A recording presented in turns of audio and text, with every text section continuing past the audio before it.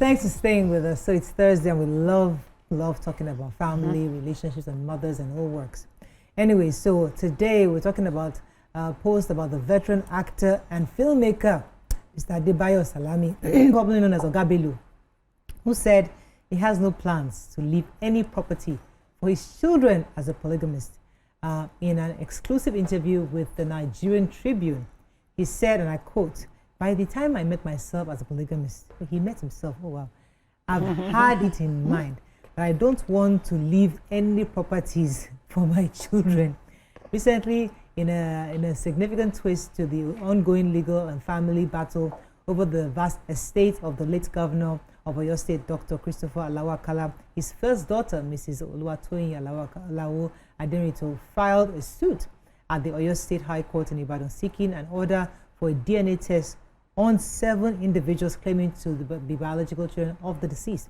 Also, very recently, Olalekan Abiola, one of the children of the late business mogul and politician Chief M.K. Abiola, claimed that 66 of Abiola's children failed the DNA test in what has been described as a keenly contested battle over inheritance. Now, today on the show, we'd like to know where you stand on the issue of inheritance, how compulsory it is, especially because the Bible says that he that doesn't leave an inheritance for his children, that the Bible says that we must leave inheritance for our children's children.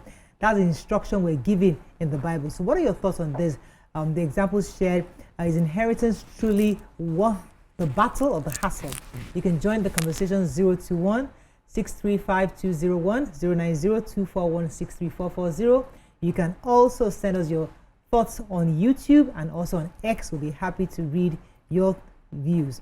When I was reading this earlier, I was telling myself that I actually had remember a conversation when my father, it was as if they said, he told me that I'm not leaving anything for anybody. That don't look at all these things. I'm not leaving anything for anybody. Go and go to your school, read your book and pass and make your own money.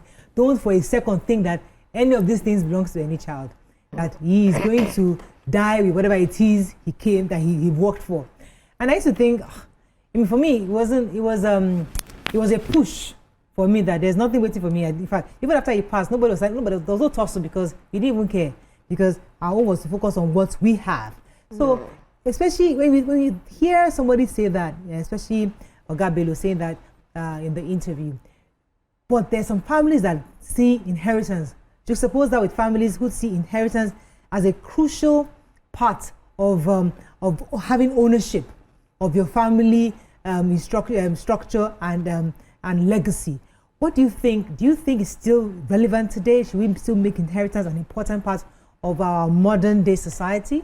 Who'd like to go first? Okay, so like how when we talk about inheritance, everybody looks at it from the perspective of, oh, that your father is or your mother is leaving money for you to come and chop and then have a soft life, right? But that's not how I see inheritance, and that's not how I've been brought up to see inheritance. Why? Because you can only create generational wealth by leaving inheritance, right? And when I mean by leaving inheritance, in that sense, is that, for example, you own a family business, you own a business, or your family is known for something. There are people that they've been goldsmiths. Like growing up, because I come from a royal family, we had a goldsmith. So you find out that this goldsmith, after this goldsmith, the children take over. You find out that this craft has been has been in that family for generations. That's an inheritance. Do you understand? Because we need to have a mindset shift from what inheritance actually means. Because Nigerians, we say inheritance as they left plenty money, will now chop it, will now go and buy cars, have soft life. No. If you start looking at inheritance from building generational wealth, you look at the Roman empires, look at all the empires around the world, have they sustained the family name, that wherever you hear that name in the world for generations, it opens doors, it creates access. Most of those names might not have the finance backing it, but because they've been known for something, they have solid names. That's inheritance, that's generational wealth. So first of all, we need to take shift our mind from certain things. Yes, first. Because before I get your introductory thoughts, because based on the reference we're using, so imagine an Oga Bello had built a Salami school for media, for acting, or theater arts, right? Now, that for him is a legacy that, even though he might not make a lot of money, but it is an institution that all his children can benefit from. So it's a legacy, it's an inheritance. It's not about having money that they're taking exchange shares. It's that you have something that forever and ever, the children know that this is my father created this academy for us who are in the media industry to excel in. Okay, let me come to you, Dan. What are your thoughts? I think that, well, it depends on the parties that are also involved. Inheritance doesn't always mean that there should be tussle. But if your bed is not laid appropriately, that's how you will lie on it. Inheritance, to me, I also think that because my father, not even one fight for, we already don't know. So everybody is doing their bits, moving up, and at least what he didn't leave for us. Maybe if we decide we can leave for our children. But now, what are values and morals that you have left for these children? Because sometimes it's like, even from a unified family, of a nuclear family, you find out that the children of the same mother and the same father, not even stepmother, stepfather now, are the ones fighting each other over what daddy left, what is supposed to be accrued to me and all of that. Maybe we should just demystify a bit and break it down, that to what end does it serve us? Yes, at some point I believe that inheritance can be a cushion into this harsh life. Absolutely. Like, oh, if you know that, oh, there's maybe $1 million, $2 million coming from some inheritance, and you know that you can actually build on it. Other than wanting to start from afresh. Sometimes it feels like, did these people bring me into this world to suffer? Why would they have brought me and just left me in the wild? Because we've seen other children enjoy that softness. The people who know. You know, our people would also say the person who waits for inheritance is also waiting for penury. The way Yoruba say. But on this other hand now, if you look at inheritance, that I feel that family discord will continue to play a huge role in inheritance, especially the parents who know that they've seen the pattern of the children. When I leave, there's a possibility of chaos erupting. I know of a friend's uncle who sold everything he had, shared the money amongst his 2 wives and 7 children, and told them that that is the total of what I have, minus this house I live in. And this house, when I die, they will sell it. There's been a will. They will sell it and take the money to how I've shared it. Wow. You understand? So for them it was that, oh, really? It's time to sit tight. Nobody has anything. Now I will trickle it back to my grandfather. A few weeks ago, my mother traveled to her father's inheritance. That's somewhere in Elisha. He has palm trees where they bring palm oil and all of that. And I remember that because my mom, her mother has all girls, 2 of which are late, so they are left with 2. Now the inheritance has been taken over by her uncles, cousins. Some of them have even given some other people. So in my mind, when she was talking to me about it, in my mind, I'm like, did this man even really mean well by leaving this inheritance, this magnitude of expanse of land for just girls who are in turn are married out of that community and are not really coming back? So the inheritance has invariably become somebody else's property. The people that own it are not even enjoying the benefits because you are not there to monitor. I said there were 4. They are left with 2. It's a choice. One person is really not. She has health challenge. Now it's left with my mom. That is like most agile. She lives here in Lagos. The property is there in Elisha. Will she leave every other thing and begin to travel to Elisha every other week, year in, year out? But the ones who are there are not managing it as though she would have loved to. That's where the question of if my grandfather had male children. The headache of inheritance. The headache of inheritance. Even the male children, they will come to Lagos. And some of these inheritance, I knew a man who had a property, expanse of land around this Ajaira, and he said, what I'm building, my children are already warning me that in their own lifetime, this thing will be like dust. So I don't even know what I want to do with myself. So that is where I want us to go with this issue. And I'll come to you, Nima, this issue of inheritance. Because I remember that when my father-in-law was alive, we used to go to Ikiti. At least, once or two, maybe once every month or once every 2 months. We just drive there to go and see daddy, go and check. Ikiti was very, not Ikiti and Ife, But since he passed, grandma has moved to Lagos. We don't even go there. And then he owns a house, one in Ikiti, one in, all the children don't live in, except for my husband. They don't live in Nigeria. Nobody has gone there. So, and we now carry inheritance in our head as if, hey, my father's house, my father's this. I'm thinking, so is it still essential? I mean, I'm coming to you, Nima, do you think there should be some kind of a law where once you pass on, you should hand over your properties to the state? Because the kids probably don't even need it anymore. Because it's going to, right now, if you drive into somewhere like Ekiti or Osun State, there are many abandoned houses that have turned to grave sites where the person dies, go and bury him in his house. Grandma dies, go and bury. So the whole house, the whole duplex is a morgue, is a mortuary, is a mausoleum for just one person or 2 people maximum. And where you can, that's real estate that government can use to build schools, hospitals, can actually use. So I'm thinking this thing about carrying inheritance in our head. Maybe we need to start rethinking what inheritance should be. It should be probably name, not so much of properties. It should probably be legacies that can actually, inheritance now, maybe there should be a law that inheritance should be things that benefit the society. That's attached to a family, not necessarily personal properties. I mean, I'm just thinking, Nima, your thoughts? But you're thinking correct. Kamaka started it perfectly, the way I see inheritance. You know, we are mistaken here to think inheritance has to be material. It has to be the house, the companies, the number of shares they leave. You don't want to leave a stupid-minded person behind the inheritance, which is why you build legacies.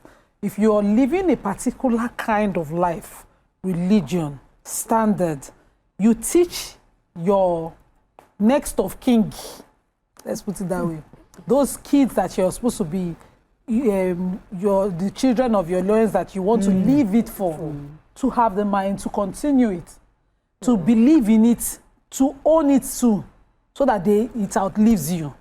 There's a prayer that we do that, you know, may they outlive me, may the legacies also outlive me. Those are the inheritance. If you look at in the Quran, they describe I think, is it the Israelites we describe as the children of Jacob?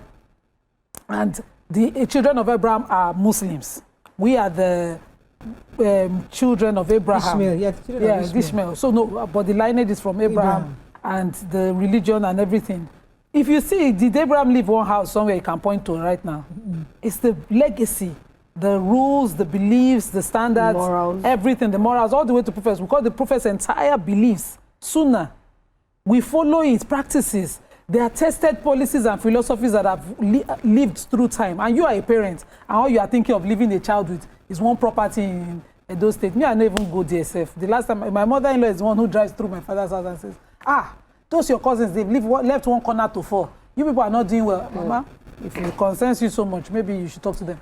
But my grandfather left he was the first to build a story building.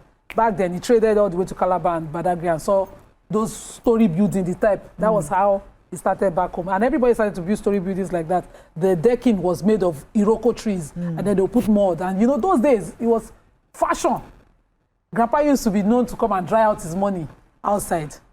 My uncle, that is surviving as eldest now, is a billionaire. He's not drying his money outside, he's drying it in the account. His houses, 10 times over, will bury my grandfather's house. But that house was fought for when Grandpa died. The people who are living there are now calling the people that are outside to come and help them to renovate it. Share inheritance. Are we looking at it properly?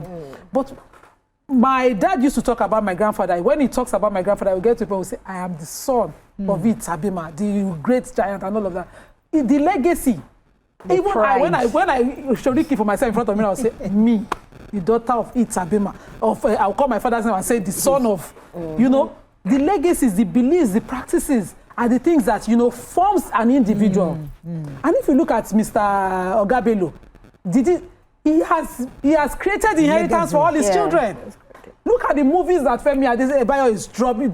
If Femi Adebayo had to learn movie production as an adult from a stranger, he will not be as successful. Pardon me if I'm wrong. Personal view. As successful as he is. But he's lived through it. He's lived with a veteran. He's watching. Look at his brothers in different aspects of movie production. They are all acing in their various fields. In this field that their father left, the man should rest. The man should die happy. He left an inheritance, really. But if he was talking about property here, one wife would say I was the one that started with him. The other wife would say the day he was building that place, it was me who was so let's not discountenance. I'm coming to why he thinks it should not be left. And if you look at all of them, it doesn't make sense if you're in a polygamous, even if you're in a monogamous relationship with one woman, to be concerned about what you're living. Because the conversations will happen, just as Dami said, the women have gone, somebody else, if that's for a monogamous relationship, for instance, will be left. In Edo, we call inheritance iku, and the singular of it is iku, which is waste. What the dead has used and left behind, and you want to come and fight over it, it's supposed to be his leftover. You want to come and make sense of it. Leftover that can also serve as a cushion He For can, some he people. can. Now, So- you can do it such that you structure it. If, for instance, that pound fund, there was a pound farm, there was a structure where it's working, the children can inherit a working system of staff, but that they inherited the land.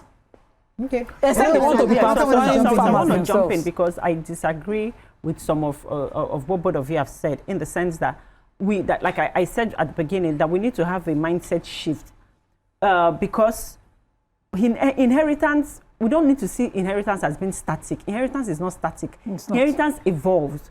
Why am I saying that? You can own a farmland, or you left a farmland to your kids, right? And it's for you to create generational wealth and legacies, you will have trained or groomed your kids, or at least one of your child, to be able to retain or retain that inheritance, right? So if your child is not interested in farming, for example, you want to believe and trust the fact that this child can take this farmland, sell it, and use it to create another inheritance that they're leaving to another child to build generational wealth. It mustn't be that it is this cup and that this cup will not stay here for the next 100 years. It's also possible. But then you can take this cup, my own generation can take this cup, turn it into a phone. The generation that comes after me can take the phone, turn it into... But if this cup is in one village that nobody wants to know where it is. No, but no. Because, for example, that's what I was saying concerning the houses. Many of these children, because we want our children to grow and to be exposed and do better things. So you'll have a nice cup placed in Osun State in one village somewhere. And the children have now moved to Port Harcourt or from there. What is your responsibility? So they don't, because you train, remember you train them for their abroad.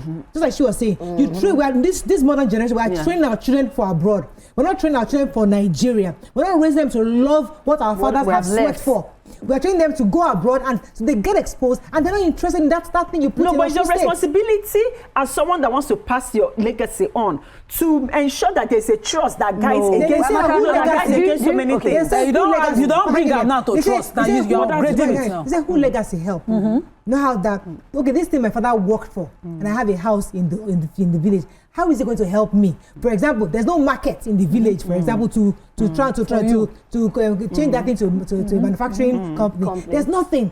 So what's the point of my father now sweat 30 years to build this one thing in Osun State that's useless to me? So my question therefore is that, do we need to continue to see inheritance as important? Or what Oga Bello said, that I don't need to leave nothing. Don't leave anything for anybody. Let everybody face their own life.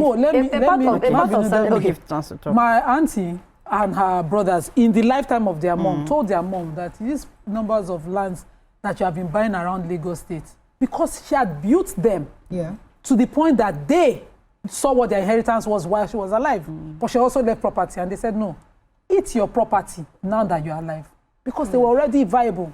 They already saw it. So I think, personally, you should be more concerned about the minds of the individual as much as you're working. So that they don't end up asking you, if you die, for instance, and leave properties in Osun, maybe if you leave it in Oshogbo, it will make sense. If you leave it in, and the child is interested in farming, because you should be that. Well, Amaka is talking about trust. Trust is that you've created an institution that takes care of the inheritance for them. Whether they are there or not, or whether they want to be part for of them, it or not. It's a good thing, so that when they need capital, it doesn't matter. You don't go and create a limiting inheritance. For instance, when you say this house must not leave this family, this land must be used for what I have. You are giving your vision as a limitation to your children to move. But if you create it in an institution and you ask a mutual fund manager to take care of that trust fund on their behalf, that mutual fund manager knows how to hire the managers, the farmers, and everybody who make sure that the palm plantation is working. But see, we're laughing one time. I have to pause 1 second. Let me go very short. When I come back, we continue this conversation. That means I've not forgotten you. Stay with us. We'll be right back.